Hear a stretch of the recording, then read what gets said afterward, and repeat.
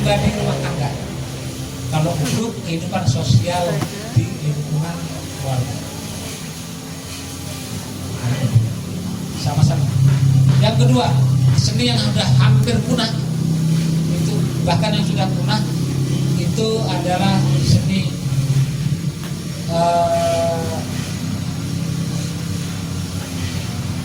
wawacan, nandung wawacan. Nandung wawacan itu adalah bersenandung dengan menginformasikan cerita masa lalu lewat teks bersejarah, teks sejarah, diiringi dengan gambang, diiringi dengan rebab, diiringi dengan kendang. Ada 3 alat musik, 1 sinden. Sindennya itu bercerita tentang masa lalu. Itu wawacan, nandung wawacan. Itu nadanya dangda asmarandana, dangda gula, terus kinanti, sinung. Nadanya dia bercerita tentang masa lalu. Yang sudah punah ini. Saya sekarang lagi proses merekonstruksi untuk mengembalikan nandung wawacan. Untuk persiapan merekonstruksi karena masih ada 1 orang yang masih bisa bersenandung. Nadanya ketemu karena nadanya pupuh asmarandana, sinung, kinanti, dan gula segala macam. Nadanya ketemu sehingga mudah untuk melakukan rekonstruksi. Bab, gendang, dan gambang. Itu bercerita tentang peristiwa masa lalu. Biasanya peristiwa sejarah. Mas Kumabang ya. Itu di di tembang wawacan. Dan sudah hampir punah lagi ada namanya istilah tembang ayunan. Tembang ayunan. Jadi untuk merekonstruksi, mengembalikan mengembangkan kreasi baru dari akar tradisi itu akan lebih diterima oleh masyarakat. Ibaratnya kita menciptakan tanpa akar.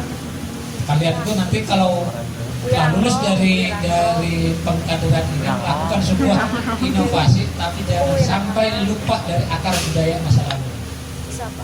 Kenapa? Kalau lupa dari akar budaya masa lalunya, kayak cangkokan tak berakar sehingga ketika setelah pentas hilang. Lain. Seperti kakak-kakak kalian. Layu semuanya. Karena cangkokan. Akarnya belum kuat. Gak disiram, ditinggalkan. Udah, lewat. Tidak memiliki seperti tidak abadi, seperti masuk kategori cipta, rasa, dan karsa. Selalu berubah. Karya itu selalu harus berubah, harus terus harus terus dikembangkan. Kalau proses pengembangan apa yang sama dengan pengembangan,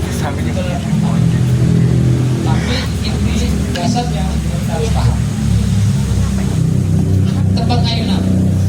Tembang ayunan itu adalah bersenandung, lagu musiknya bersenandung, tapi tanpa diiringi oleh alat musik.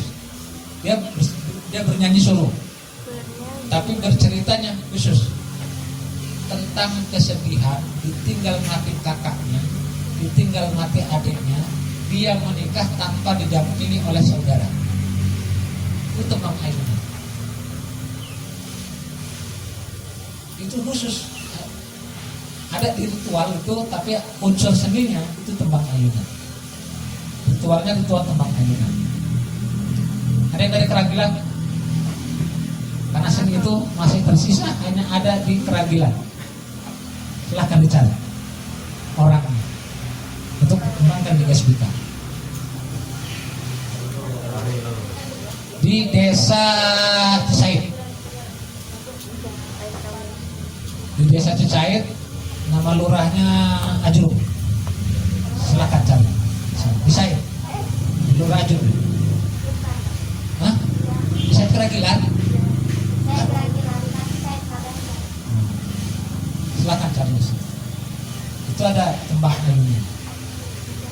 Orangnya udah tua. kembangkan teksnya, gaya lagunya, kembangkan diri kita. Yang memilikinya, mainkan dengan harmonis masa lalu, kembangkan dengan alat musik modern hari ini. Dan itulah yang disebut dengan pengembangan kebudayaan, pengembangan kesenian. Kita tidak menggali akar, tidak meninggalkan akar masa lalu budaya kita, tapi kita mengembangkan dengan tambahan alat modern supaya diterima oleh masyarakat luar. Itu tentang budaya Banten, seni dan budaya Banten. Dan yang lain bisa dicek kalau pengen nonton obruk di channel YouTube saya, ada Abah Yadi Klinik Pusaka. Tonton ragam budaya Banten supaya paham ragam budaya Banten. Cek. Situ ada obruk, baru obruk, bandrong, undang-undang pengetahuan tradisional itu membahas bagaimana caranya menawarkan air laut, dan masih akan dikemas untuk proses tentang kebudayaan Banten. Nah, ini yang lupa supaya teman-teman nggak rugi kebudayaannya untuk kebudayaan Banten di pengetahuan tradisional. Bagaimana cara menawarkan air laut? Ada orang pesisir? Ada orang pesisir? Cari tak sampai ke Tanara atau sampai Teluk Naga? Ada? Atau ada yang biasa ke laut? Hah? Air laut rasanya apa? Asin. Bagaimana caranya air menawarkan air laut? Disaring. Hah? Disaring.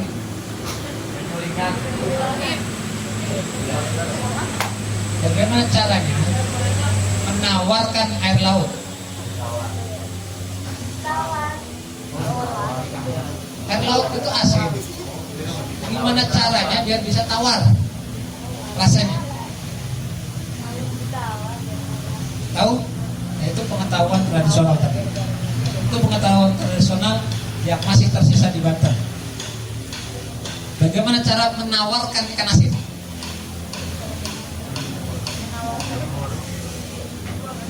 Wow. Hah? Bagaimana caranya menawarkan rasa ikan asin? Rasanya? Oh, ikan asin? Apa rasanya? Asin kan? Bagaimana rasanya biar tawar? Bagaimana caranya menawarkan kopi? Kopi itu rasanya apa? Pahit. Mana caranya biar tawar?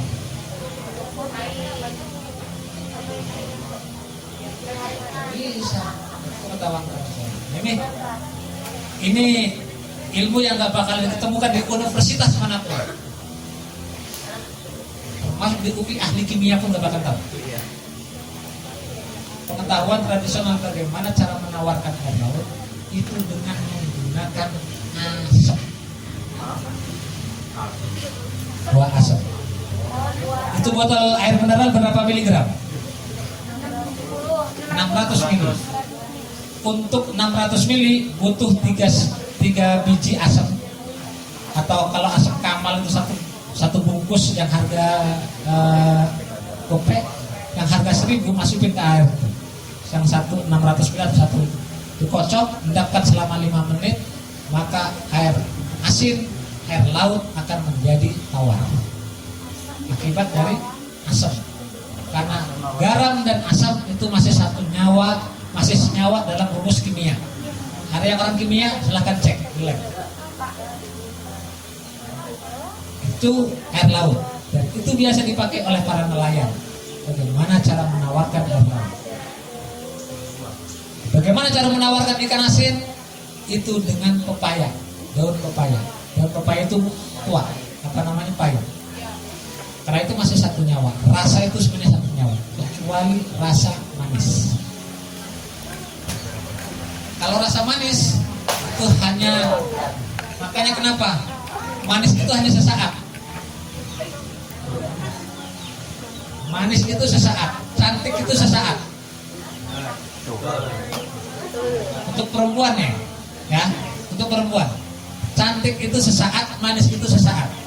Sebelum, karena buah-buahan sebelum dia rasa manis, dia mengikuti beberapa fase. Pahit, asam, manis, asam lagi, pahit. Manis itu hanya purnama, hanya masa muda biasa, udah tua. Makanya inilah filosofi kebudayaan yang paling tinggi. Maka kita jangan sampai menyombongkan diri. Manis itu adalah satu simbol, ya, satu simbol kejayaan. Manis itu hanya simbol kejayaan. Sebelumnya yang abadi itu ini pahit, asam kalau untuk di buah-buahan, dan asin. Makanya dari pahit, asam, manis, pedas itu hanya bisa ditawarkan oleh garam. Begitupun sebaliknya.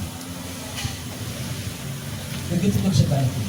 Kenapa dulu ada istilah garam di lautan, asam di gunung? Dalam tempurung untuk menjual tapi nggak cekcok. Dalam tempurung rasanya apa? Dalam sayur asam, garam di lautan. Garam dari laut, asam dari gunung, tapi dalam bentuk satu sajian dia kompak. Cita rasa ketika ukurannya sama, semuanya sama, sama-sama menyadari sehingga bisa disantap. Sehingga garam dari lautan menjadi simbol apa? Perdamaian. Simbol untuk rumah tangga, simbol pacaran, simbol segala macam. Garam dan asam. Tapi garam menjadi simbol pengetahuan. Garam itu menjadi simbol pengetahuan. Orang itu sudah banyak makan asam garam. Orang itu sudah banyak makan asam garam. Kenapa dianggap sudah banyak makan asam garam? Karena dia sudah mengelilingi daratan dan lautan. Dia sudah mengenal rasa garam dan rasa asin. Dia bisa mengolah garam dan asin sehingga menjadi enak dirasa, enak. Nah, sekarang ketika musim corona, obatnya pun itu buat lawan garam dan asin. Garam sebagai untuk membunuh kuman dan virus. Garam itu untuk membunuh kuman dan virus. Asam itu untuk menjaga suhu tubuh kita biar stabil. Kalau Anda merasa kedinginan ketika hujan, kehujanan atau posisi kedinginan segala macam, maka untuk menetralisir rasa dingin kita itu dengan 1 biji atau 3 biji asam. Makanya dulu ada orang menyimpan asam kamal, asam jawa. Itu kebutuhan kita untuk suhu tubuh kita. Kenapa garam menjadi pembunuh virus? Karena garam bahan baku sabun, bahan baku deterjen, termasuk kemarin ada bahan disinfektan, itu bahan bakunya semuanya dari garam. Semua bahan bakunya dari air laut, dari garam. Dan itu untuk membunuh kuman dan untuk membunuh virus. Ada di pengetahuan tradisional, ada di pengetahuan. Cuma kita sudah melupakan semuanya. Bangga dengan pengetahuan Eropa. Eropa itu belajar dari kita. Eropa itu belajar dari kita. Mereka mengembangkan budaya kita. Tapi kita hari ini harus mengembalikan kebudayaan besar masa lalu kita, supaya mereka sadar bahwa mereka dulu belajar di kita. Cuman kita terlebar. Sehingga kita sekarang hari ini menjadi konsumen, bukan menjadi produsen. Mungkin itu pemaparannya. Nanti tanya jawab. Silahkan apa saja tentang dunia kebudayaan dan dunia kesenian yang ada di Banten. Khususnya yang ada di Banten, jangan yang keluar daerah. Karena yang keluar daerah, saya jalan-jalannya belum banyak. Yang ada di Banten. Mungkin itu, terima kasih. Assalamualaikum warahmatullahi wabarakatuh. Ya, silahkan. Ada yang mau bertanya tentang kebudayaan dan kesenian? Silakan. Ya, silahkan. Harus ada pertanyaan ya.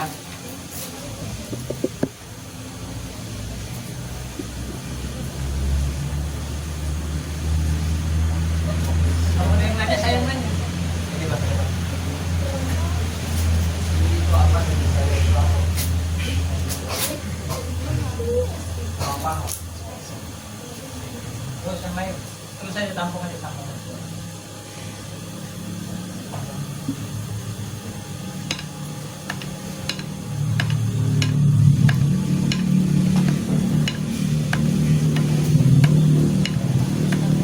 Terus ada lagi dari cewek? Ya, yuk.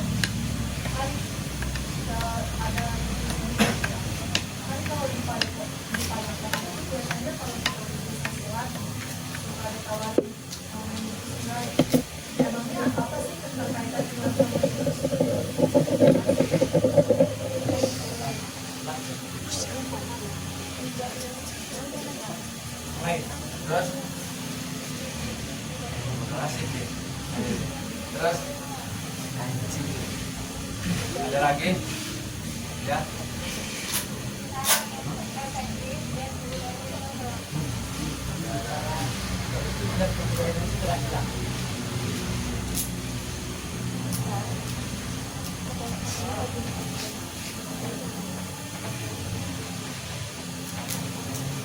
Terus ada lagi? Yuk. Masih berlanjut pertanyaan.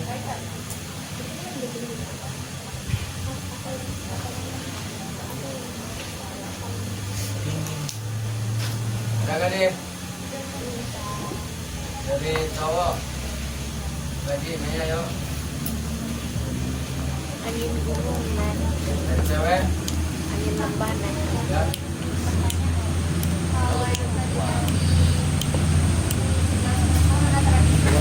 Kalau misalkan kayak peribahasa orang tua zaman itu,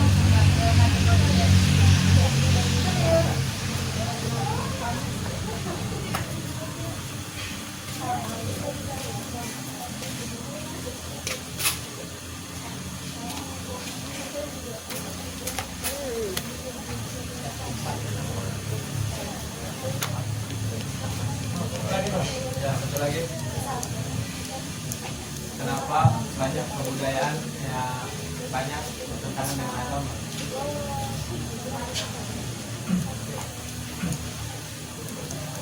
bertentangan Ini dengan agama mana dulu? yang terakhir dulu pertanyaannya. Kenapa kebudayaan banyak bertentangan dengan agama? Ini juga penjelasan. Yang hari ini ya, khususnya hari ini. Emang ini ada penjelasan agama? Pertama, dua-duanya tidak cukup ilmu untuk mampu memahami kebudayaan dan agama.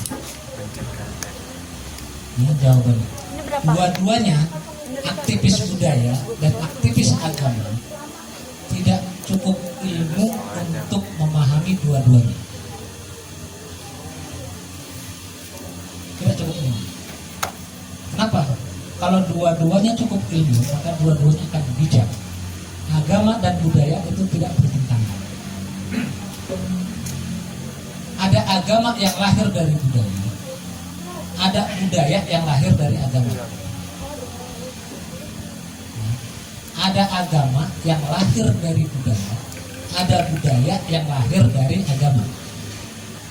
Makanya dua-duanya ilmunya harus cukup supaya mampu menjelaskan ke orang lain yang biasa suka ini nggak boleh, ini segala. Karena dua-duanya belum banyak memahami antara agama dan budaya. Jadi budaya ada yang lahir dari agama, agama juga ada yang lahir dari budaya. Kenapa orang percaya kepada dewa matahari? Kenapa orang percaya pada dewa bulan? Kenapa orang dulu percaya kepada beberapa bantuan pada bencana ini segala macam, atau dikenal dalam dunia antropologi itu masa animisme dan dinamisme, mempercayai sesuatu itu dari budaya, rasa ketakutannya sendiri dan rasa segala macamnya, sehingga sesuatu ini ada orangnya, ada sosok yang harus dipertuakan, ada sosok yang harus dipertuakan. Itu agama yang lahir dari budaya, itu animisme dan dinamisme. Ada agama yang lahir dari, ada budaya yang lahir dari agama, banyak. Ada agama agama yang melahirkan budaya, itu banyak. Kenapa? Karena dua-duanya ini objek pelakunya itu semuanya manusia. Pelakunya manusia. Manusia punya otak untuk berpikir sehingga berbuat karya. Manusia punya otak berpikir untuk mengikuti masa lalunya. Sehingga agama pun sama kayak gitu. Agama diperintahkan untuk menyebarkan sekaligus juga untuk diikuti oleh umat yang berikutnya. Budaya pun sama kayak gitu. Makanya kalau kita tak memahami dua-duanya, atau banyak orang yang saling bertentangan, dianggap bertentangan antara budaya dan agama, karena dua-duanya tidak memahami ilmunya, saling mengkultuskan, saling mengharapkan, saling menyembah, bahkan ini segala macam. Contoh kecil. Ada beberapa kasus orang mengharamkan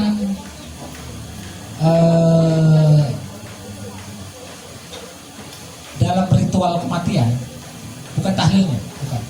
Kalau tahlilnya guru udah banyak. Artinya itu nggak pernah ini. Mengharamkan tradisi bekas orang mandi mayat yang dikasih lampu.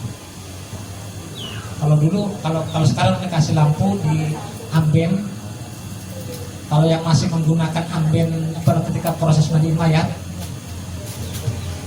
di ambennya itu dikasih damar, dikasih lampu totok, atau dikasih lampu, atau dikasih. Itu banyak orang yang mengharapkan. Kenapa? Karena nggak paham awalnya.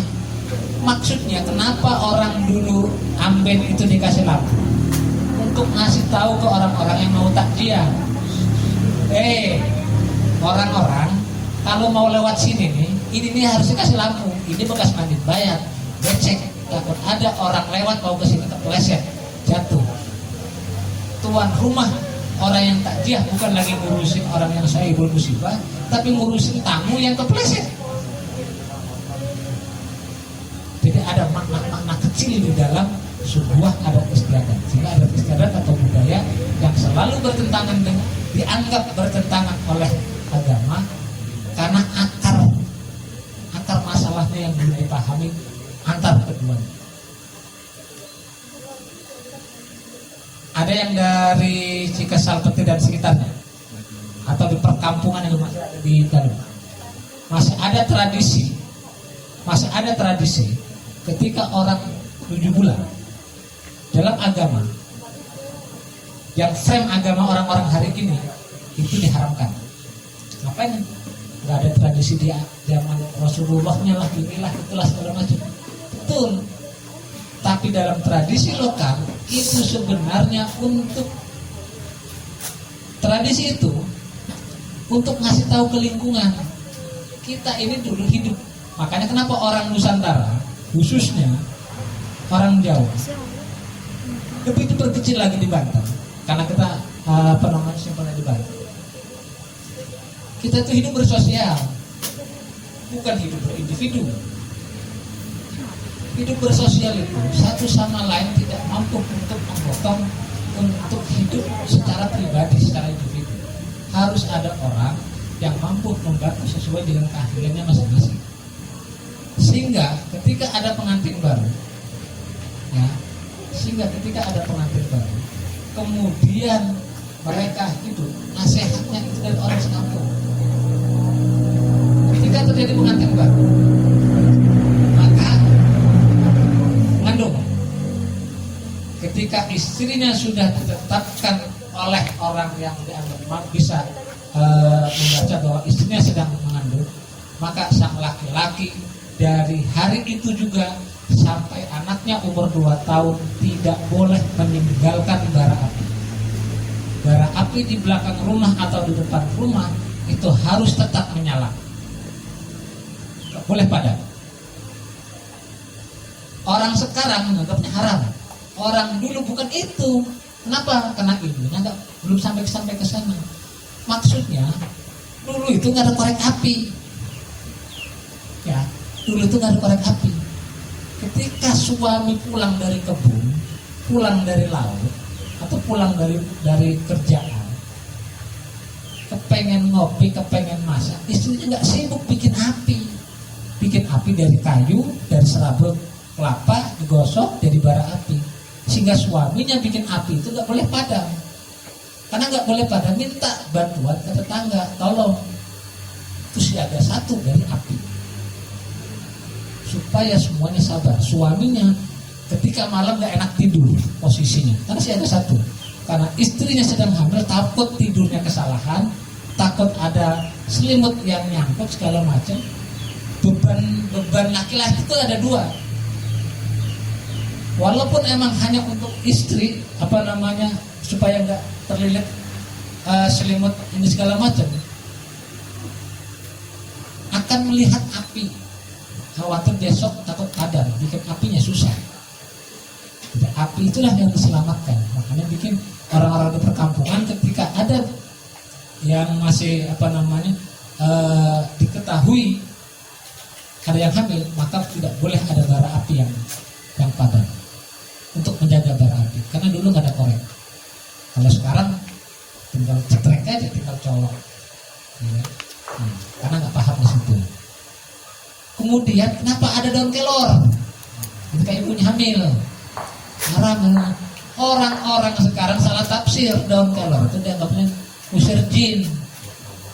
Padahal ibu hamil itu orang yang tidak sudah dapat dipastikan nafsu makannya berkurang.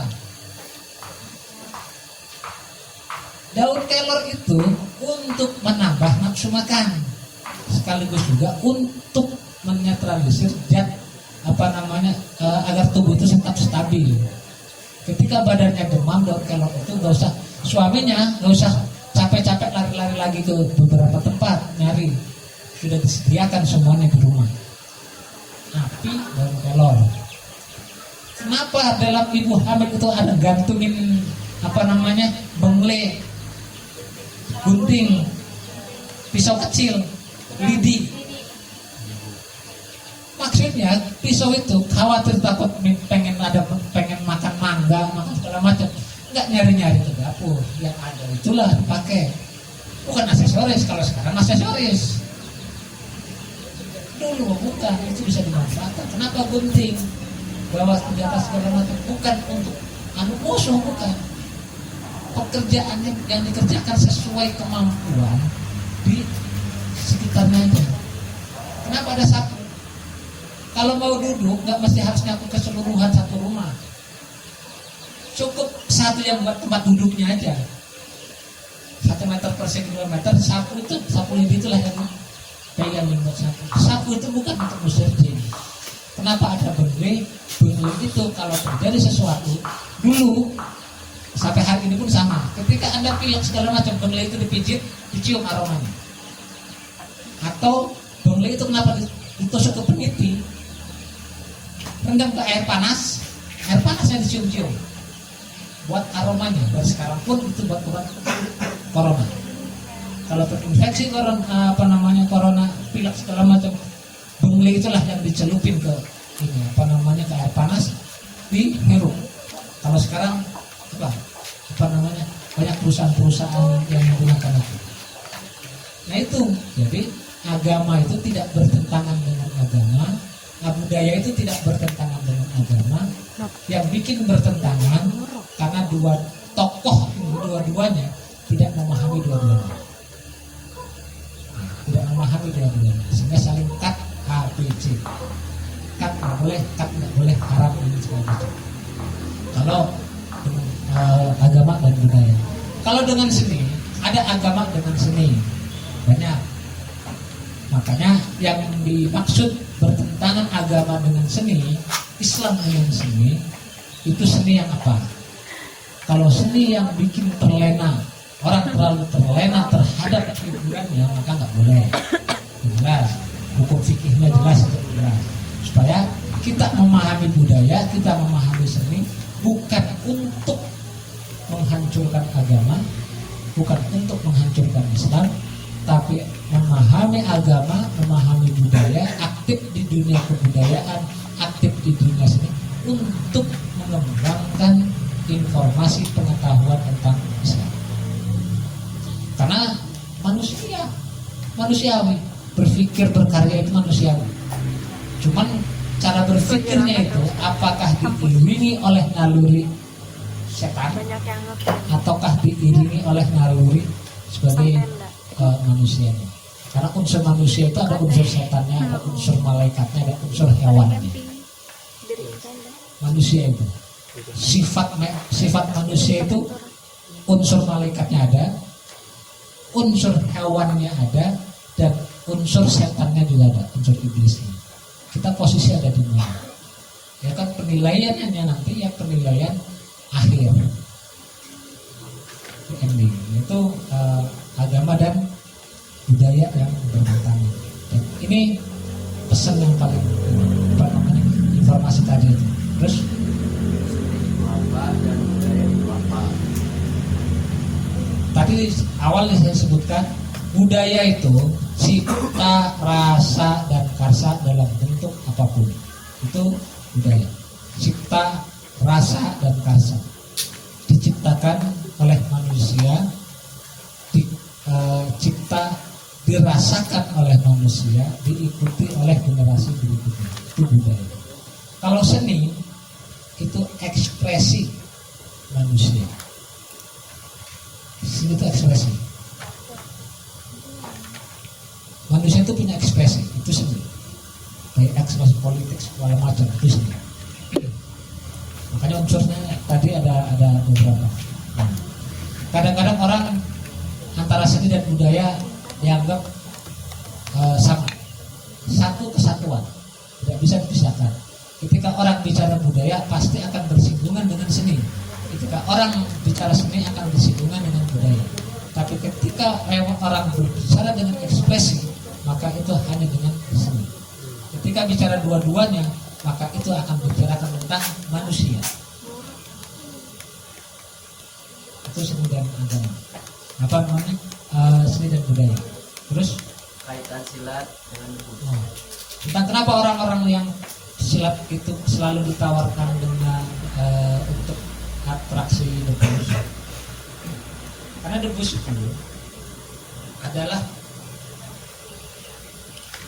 seni pertunjukan yang mengembangkan pengetahuan tradisional. Seni pertunjukan di sini itu yang mengembangkan pengetahuan tradisional. Pada zamannya